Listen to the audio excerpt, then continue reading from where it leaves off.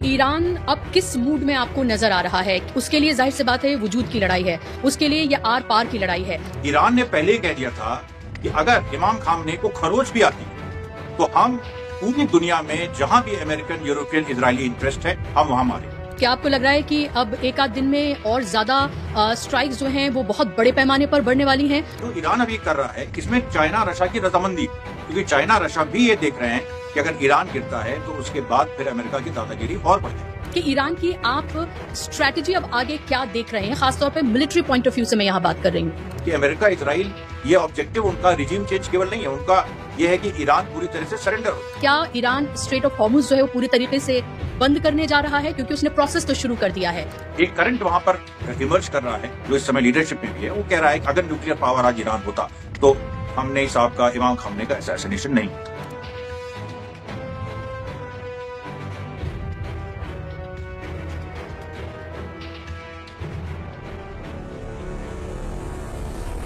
आदाब, now's network देख रहे हैं आप। मैं हूं आपके साथ बुशरा खानम फहद। ये नाउज नेटवर्क का स्पेशल पॉडकास्ट है क्योंकि जिस तरह से अमेरिका और इजराइल ने मिलकर ईरान के ऊपर हमला किया है और इस हमले में सुप्रीम लीडर आयतुल्ला अली खामनाई की शहादत हुई है, उसके बाद पूरी तरीके से जो सिचुएशन है वो हम कह सकते हैं कि बदल गई है। पहले यह हमला धोखे से किया गया क्योंकि जिनेवा में बातचीत चल रही थी, बातचीत का एक और दौर होना था। ये जो बातचीत है वो पॉजिटिवली आगे बढ़ रही थी, लेकिन उससे पहले ही ईरान के ऊपर अमेरिका और इजराइल ने मिलकर हमला कर दिया और उसके बाद अब ईरान ने रिटेलिएट किया है। जहां जीसीसी में जहां कहीं भी अमेरिका के इंटरेस्ट हैं वहां तमाम जगहों को निशाना बनाया गया है।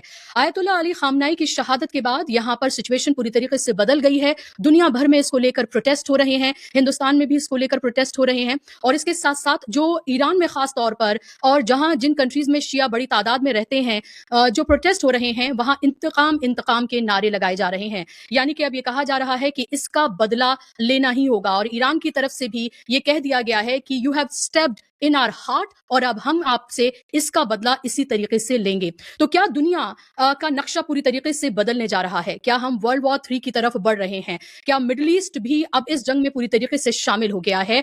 और क्या ये हमले अब रुकेंगे या ईरान अब इसमें तय करेगा कि कौन कौन से ममालिक इसमें शामिल होने जा रहे हैं और ये कितना डेंजरस अब होने जा रहा है, कितना खतरनाक अब ये होने जा रहा है? इन्हीं तमाम पहलुओं पर और जो इमरजेंसी सिचुएशन जो पैदा हुई है उस पर ही आज हम बात करेंगे। मेरे साथ बेहद खास मेहमान जुड़ गए हैं, मिडिल ईस्ट मामलों के जानकार, ऑथर और इसके साथ साथ जो रेजिस्टेंस है उसको बहुत बारीकी से समझने वाले अमरीश मिश्रा जी मेरे साथ जुड़ गए हैं। अमरीश जी हाल ही में ईरान भी गए थे और वहां की जो बहुत बारीकियां हैं, किस तरह से वहां पर पूरी जो गवर्नमेंट रन करती है, अभी की परिस्थितियां क्या हैं वहां पर और कैसे अब आगे स्टेप ईरान लेने वाला है, इस सब के बारे में वो बारीकी से यहाँ पर चर्चा करेंगे। अमरीश जी, बहुत बहुत इस्तकबाल आपका नाउज नेटवर्क में। Thank you so much for inviting me. Amrish ji, मेरा पहला सवाल आपसे कि आयतुल्ला अली खामनाई की शहादत के बाद अब इस जंग की तस्वीर किस तरह से बदलने जा रही है? देखिए बुशरा जी, ये जो जंग, एक तो इसको जंग उस तरह की कहा जाए क्योंकि ये नए तरह की एक जंग है, यानी जो 12 दिन की जो जून में हुई थी उससे भी ये फर्क है। इसकी शुरुआत ही हुई एक ऐसी एक असैसिनेशन अटेम्प्ट से। तो मैं इसको ये मानता हूं कि ये उस तरह की जंग नहीं बल्कि एक तरीके से किसी क्रिमिनल द्वारा एक असैसिनेशन अटेम्प्ट था और वो सक्सेसफुल हुआ, लेकिन उसके बाद रिटेलिएशन शुरू हुआ। तो अब ये देखिए, so it is more like in tune with what Trump did in Venezuela which was a criminal operation, जहां उन्होंने एब्डक्ट किया एक प्रेसिडेंट को। उसी तरीके से ये एक क्रिमिनल एक एक्शन है जो इंटरनेशनल लॉ के खिलाफ है। वॉर के भी जो नियम है, जो जेनेवा कन्वेंशन में है, जो इंटरनेशनल जो लॉज हैं उसके, उनके नियमों के खिलाफ। और इसीलिए देखिए, ये जो अब रिटेलिएशन ईरान का हो रहा है, ये रिटेलिएशन भी नो होल्ड्स बार्ड है। और इस रिटेलिएशन में सीधी सी चीज है कि यूरोपियन फोर्सेस जितना भी चिल्लाती रहे, अमेरिकन जितना भी चिल्लाते रहे, सवाल यह है कि जो अब ईरान कर रहा है, चाहे वो मिडिल ईस्ट पे मार रहा हो, चाहे वो इजराइल पे मार रहा हो। अभी एक हाइपरसोनिक मिसाइल इजराइल पे गिरी है, मेरे ख्याल से बीर बेशम उसका नाम है जगह का, नाम मैं मिस कर रहा हूं। तो वो वहां पर करीब 8 इजरायली वहां मारे गए। अभी तक कुल मिला के आप सोचिए, हालात ये हैं कि जून 2022 के आंकड़े ये है, हालांकि मृतकों को हम कंपेयर नहीं करना चाहिए, लेकिन फिर भी ये एक्स्ट्रा ऑर्डिनरी सिचुएशन है। जून 2025 में 1000 से ऊपर ईरानी मारे गए थे, सिविलियन और मिलिट्री इंक्लूडेड। इजरायली केवल 28 मारे गए टोटल। आज क्या स्थिति, अभी जो खुद ईरान के आंकड़े और इजराइल भी यही कह रहा है कि including the military and the political people killed और assassinated by Israel and the civilian, जिसमें महिलाएं हैं, लड़कियां हैं, स्कूल गर्ल्स हैं, 241 Iranians have lost their lives, including the military ones, and about 100 are injured. Israel में क्या स्थिति है? इजराइल में 495 डेड एंड इंजर्ड। यानी इस बार जो अगर हेड टू हेड काउंट है मारे जाने वाले लोगों का, उसमें भी ईरान आगे। और अभी हम और वो सब काउंट ही नहीं कर रहे हैं, हम केवल इजराइल की बात कर रहे हैं। जो मिडिल ईस्ट में हुआ, जो दुबई में, जो अबू धाबी में, जो शारजा में आज स्ट्राइक हुई, जो बहरेन को जो बिल्कुल ही पूरी तरह से कल एक तरह से जो अमेरिकन बेस वहां का ऑलमोस्ट खत्म सा कर दिया, कतर में जो अमेरिकन रडार थे वहां मार दिया, हम उनको अभी काउंट ही नहीं कर रहे हैं। क्योंकि कतर ने इंटरसेप्ट करने की कोशिश की इरानियन मिसाइल को, तो उनका जो इंटरसेप्टर है वो एक सिविलियन एरिया में गिरा, जहां कुछ हिंदुस्तानी भी थे। तो जो वीडियो आया उसमें लोग हिंदुस्तानी भी बोल रहे हैं, तो वो लेकिन कतर की गलती से हुआ, क्योंकि कतर क्यों इंटरसेप्ट कर रहा था, सवाल यहां पर ये। तो इसलिए देखिए, ये जंग पूरी तरह से इस समय, despite the assassination of a top leader, ये पूरी जो एक क्या कहेंगे, एक जो गैंगस्टरिज्म जो इंट्रोड्यूस हुआ इधर दुनिया में जब से नेतन्याहू और ट्रम्प का राइज हुआ, इस गैंगस्टरिज्म की एक इंतहा हो गई। और इसमें आप देखिए इसका जवाब आ रहा है। तो ये एक जो क्रिमिनल माफिया फोर्सेज हैं, उनकी ये कोशिश थी इलेजिटिमेट, क्योंकि ट्रम्प और नेतन्याहू दोनों इलेजिटिमेट हैं। अगर देखिए, Trump will be out very soon, ये प्रॉमिस सीट। तो इसके खिलाफ देखिए एक बार एक पूरा राष्ट्र लड़ रहा है, एक ऐसे क्रिमिनल गैंगस्टर्स माफिया जो पूरी दुनिया पे रूल करना चाहते हैं, लेकिन उनको एक बहुत जबरदस्त, अभी इस बार उनको एक ऐसा प्रतिद्वंदी या कहिए उनको एक ऐसा दुश्मन मिल गया है जो उन पे भारी पड़ रहा है। जी। मुझे लोगों के जहन में भी सवाल ये भी अमरीश जी कि आयतुल्ला अली खामनाई की शहादत के बाद जाहिर सी बात है कि जो सक्सेसर कौन होंगे, उनके 4 लेयर्स जो हैं वो उन्होंने तैयार कर लिए हैं, चाहे IRGC की बात करें या आयतुल्ला खामनाई के बाद हम बात करें। और अब इंटरिम लीडर जो हैं वो भी डिक्लेयर कर दिए गए हैं। पहले कहा गया था कि उनके बेटे, लेकिन अब बताया गया है कि उनके बेहद करीबी हैं, उनको इंटरिम लीडर, सुप्रीम लीडर चुन लिया गया है फिलहाल के लिए। क्या हम ये माने कि आयतुल्ला खामनाई के बाद ईरान फिर से उठ खड़ा हुआ है? क्या ईरान उनकी गैर मौजूदगी में भी उसी तरीके से जवाब दे पाएगा, उसी तरीके से कन्विक्शन दिखा पाएगा? लीडरशिप क्या उसी तरीके से जवाब दे पाएगी, डिसीजंस ले पाएगी जो आयतुल्ला अली खामनाई के रहते हुए ले रही थी? क्या इससे सिचुएशन कुछ बदलेगी? क्योंकि ईरान को लेकर इजराइल और अमेरिका जो लगातार साजिश कर रहे हैं वो ये कि रिजीम चेंज करनी है, और इसको लेकर उन्होंने मैसेजेस भिजवाए हैं। मोसाद के एजेंट्स किस तरह से वहां पर एक्टिव हैं ये भी बताया जा रहा है। हालांकि कंफर्म सोर्सेज नहीं है कि जब आयतुल्ला अली खामनाई एक्टिव थे, वो मीटिंग जब ले रहे थे, वहां पर भी शायद कोई मोसाद का एजेंट था जिसने फोटो खींचकर ट्रंप को भेजा। इट्स नॉट कंफर्म्ड, लेकिन हम अलग अलग सोशल मीडिया प्लेटफॉर्म्स पर इस तरह की खबरें देख रहे हैं। नहीं, देखिए, अभी रिजीम चेंज का जो इनकी कोशिश थी वो फेल हो गई है, क्योंकि ईरान में जो आज प्रदर्शन हुए, अब जैसे 9 करोड़ का देश है, तो 11 फरवरी को 47th एनिवर्सरी इरानियन रेवोल्यूशन की, उसमें भी 3 करोड़ लोग सड़क पे आ गए थे। आज भी जो 1 से 2 करोड़ 3 करोड़ के बीच में आज भी लोग बता रहे हैं सड़क पे आए, हर शहर, पूरे ईरान के अलग अलग शहरों में। अब इससे जो बात आ रही है, रिजीम चेंज करने वाली फोर्सेस कहाँ है? इनके पास तो कुछ नहीं है। यहां तो जनता इस रिजीम के पक्ष में आ रही है सामने, पहली बात। दूसरी बात देखिए, जो हमने आज से करीब हफ्ता पहले, 2 हफ्ता पहले, या जब मैं ईरान में था उसके बाद जब आया था, तो मैंने कई मीडिया प्लेटफॉर्म्स पे ये बात कही कि वहां पर जो सक्सेशन है वो पहले से डिसाइडेड था। ये जून 2025 की जंग के बाद ये एक रवायत वहां बन गई थी कि सक्सेशन कम से कम 3-4 लेयर्स तक का होना चाहिए, कि अगर एक कोई टॉप पोजीशन का ऑफिशियल जाए तो उसके पीछे उसके नीचे के 3-4 विकल्प तैयार रहे। तो आपने देखा कि IRGC के चीफ महमूद पकौर, उनका असैसिनेशन कल हुआ और नए IRGC के चीफ बन गए। आर्मी के चीफ मूसवी, उनका असैसिनेशन हुआ, नए आर्मी के चीफ बन गए। उसके बाद देखिए जो डिफेंस सेक्रेटरी शमखानी, उनका असैसिनेशन हुआ, नए बन गए। यहां तक कि जो अभी पूरी एक सिचुएशन है उसमें अली लारजानी जो कि NSA के हेड है, अली लारजानी, जो कि वो हमारे मतलब उसका नाम दूसरा है, NSA नहीं है, लेकिन हम एक अपने मतलब फेमिलियरिटी के लिए कह रहे हैं कि जैसे अजीत डोवल है हमारे, तो वहां पर जो अली लारजानी है वो पूरा संभाल रहे हैं। और उनके साथ जो खामनेई, इमाम खामनेई के बेटे हैं मुश्तबा खामनेई और पेजेशकियान और एक और है, तो 3 लोगों की एक इंटरिम कमिटी बनी है। और फिर जो इंटरिम सुप्रीम लीडर, जैसा कि आपने कहा, वो भी नॉमिनेट हो गए। और ये सबसे इंटरेस्टिंग चीज है कि ये वो लोग हैं, इनमें से काफी लोगों से मैं मिला था, और इसमें एक और नाम है जो अभी सामने नहीं आया है, वो इस्माइल कानी, जो कुद्स फोर्स के लीडर थे, जो कासिम सुलेमानी के सक्सेसर। और कुछ फोर्स वहां की सबसे महत्वपूर्ण मानी जाती है सारी फोर्सेज में, क्योंकि देखिए ईरानी सेना अलग है, IRGC अलग है, और कुछ फोर्स IRGC का पार्ट है, लेकिन कुछ फोर्स एक्सटर्नल जो ऑपरेशन है वो संभालती है। तो कुछ फोर्स के चीफ इस्माइल कानी, वो भी उनको भी इजराइल और अमेरिका असैसिनेट नहीं कर पाए। अब यहां पर देखिए क्या हो रहा है कि वो फोर्सेस पावर में आ गई हैं जो ये आर्ग्यू कर रही थी कि न्यूक्लियर पावर ईरान को बन जाना चाहिए, और इनके ऊपर रिस्ट्रेंट किसका था?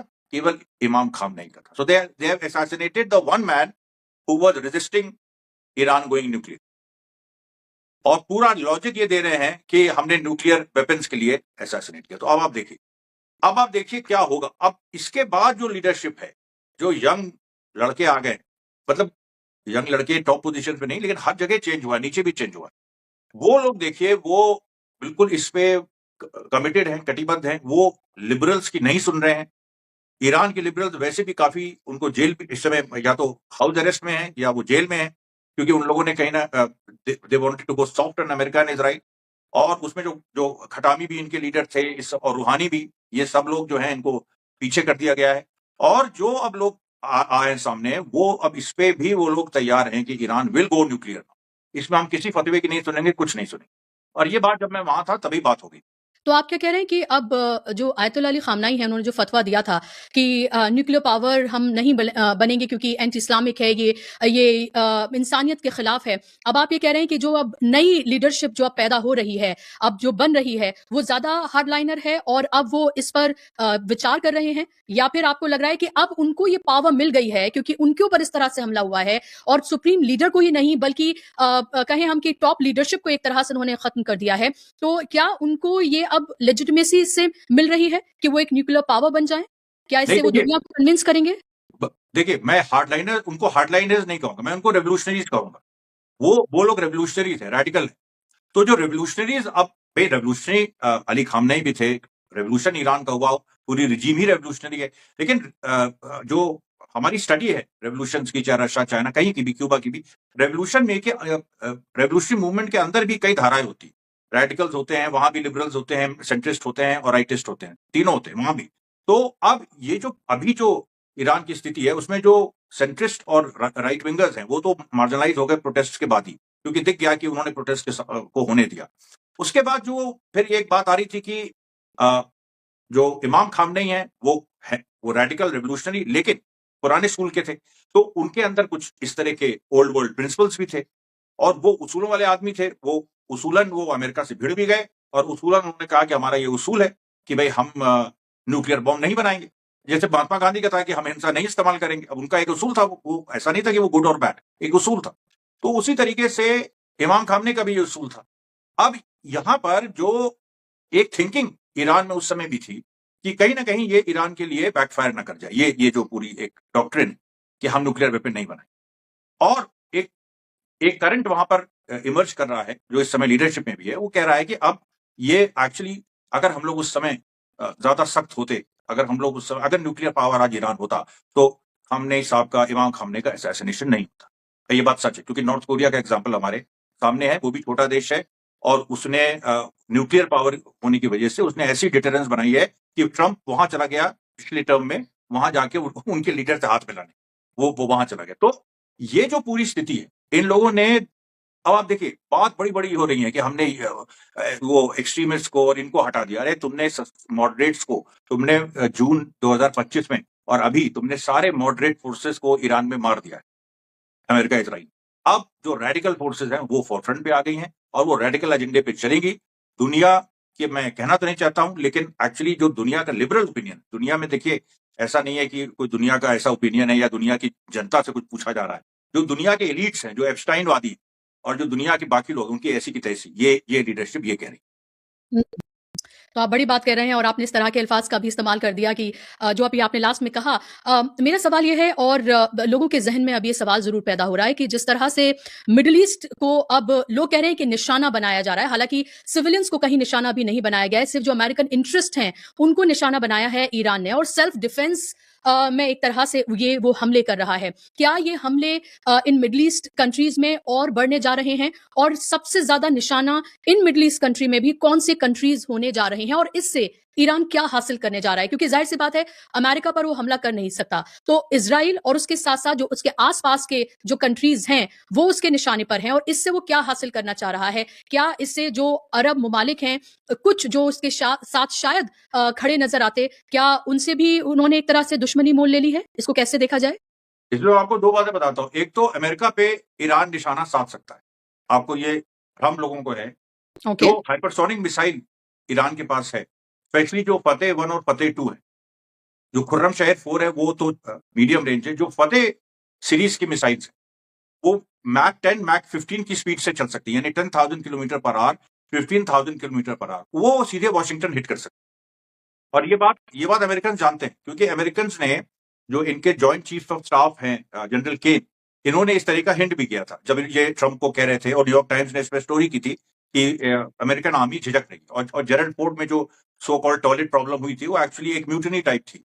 तो इसलिए यहां पर ये अच्छा, अभी देखिए, एक 45 मिनट पहले ट्रंप ने बयान दिया है कि Iran is planning to hit European cities which have American bases. अब कहां पर है? यूके में लेकिन एक बेस है, जर्मनी में रैमस्टीन बेस है, उसी तरीके से कुछ ये पोर्चुगल में है, स्पेन में है, इटली में है। ये सारे बेसिस भी ईरान के निशाने पे है। तो इसलिए ये जो बात कही जा रही है, मिडिल ईस्ट कंट्रीज को तोड़ना क्यों जरूरी है? क्योंकि वो एक इलीगल लाइफलाइंस है, इलीगल आर्टरीज है।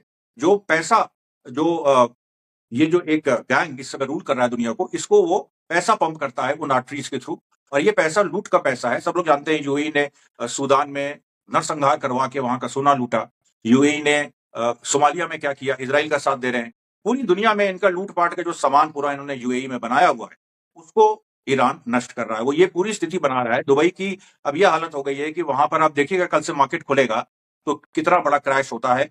Billions of dollars are going to be wiped away tomorrow all over UAE. तो ये जो टैक्स हेवन थे, ये जो सारी चीजें थी, इंक्लूडिंग मतलब बहराइन भी उसमें शामिल है। और आज देखिए तो अबू धाबी में भी स्ट्राइक हुई, ईरान ने स्ट्राइक की, उसके बाद शारजाह में भी स्ट्राइक की। तो ये एक उनको मैसेज दे रहे हैं वो कि अब ये यूएई को अमेरिकन छोड़ दे, फिर यूरोपियंस छोड़ दे। और ऑब्वियसली अमेरिकन यूरोपियन छोड़ेंगे तो फिर वहां पर वैसे ही कैपिटल फ्लाइट शुरू हो गई यूएई।